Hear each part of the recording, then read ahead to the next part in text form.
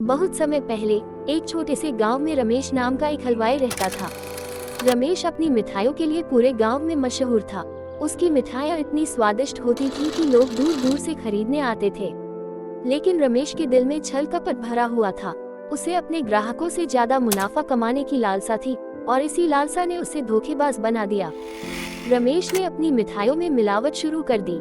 वह शुद्ध घी की जगह सस्ता वनस्पति तेल इस्तेमाल करने लगा और मिठाइयों में कम चीनी डालकर उनके स्वाद को बनाए रखने के लिए सस्ते रंग और एसेंस का इस्तेमाल करने लगा। इससे रमेश का मुनाफा तो बढ़ने लगा, लेकिन मिठाइयों की गुणवत्ता में भारी गिरावट आ गई। गांव वालों को शुरुआत में इस बदलाव का पता नहीं चला, क्योंकि रमेश ने ये काम बड़े ही चतुराई से किया था। लोग रमेश की मिठाइयाँ खरीदते रहे और रमेश की झोली में पैसा बढ़ता रहा। एक दिन गांव में एक नया परिवार आया। ये परिवार भी रमेश की मिठाइयों के बारे में सुन चुका था और वे भी उसकी दुकान पर मिठाई लेने पहुंचे। रमेश ने अपने वही मिलावटी मिठाइयाँ उन्हें दी, लेकिन इस परिवार में एक बुजुर्ग व्यक्ति थे जिन्हें मिठाइयों का असली स्वाद पहचानने में महारत हासिल थी। उन्होंने तुरंत ही रमेश की मिठाइयों में मिलावट को पकड़ लिया। उन्होंने रमेश से कहा, रमेश, तुम्हारी मिठाइयों में वो पहले जैसा स्वाद नहीं रहा। क्या तुमने इनमें कुछ मिलावट की है?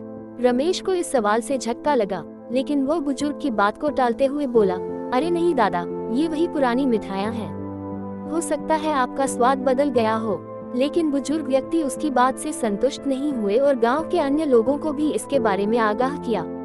धीरे धीरे रमेश की दुकान पर आने वाले लोगों की संख्या कम होने लगी। लोग अब उसकी मिठाइयों पर भरोसा नहीं करते थे।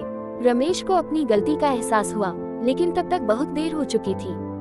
गांव में उसकी साख पूरी तरह से खत्म हो गई थी। लोगों ने उसकी दुकान पर आना बंद कर दिया और रमेश का व्यापार ठप हो गया।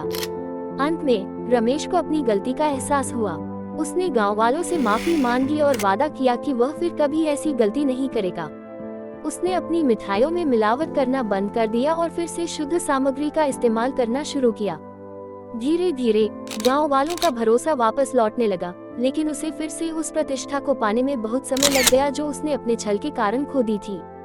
इस कहानी से हमें ये सीख मिलती है कि लालच और छल कपट से केवल अस्थायी मुनाफा कमाया जा सकता है, लेकिन अंत में सच्चाई और ईमानदारी ही टिकती है।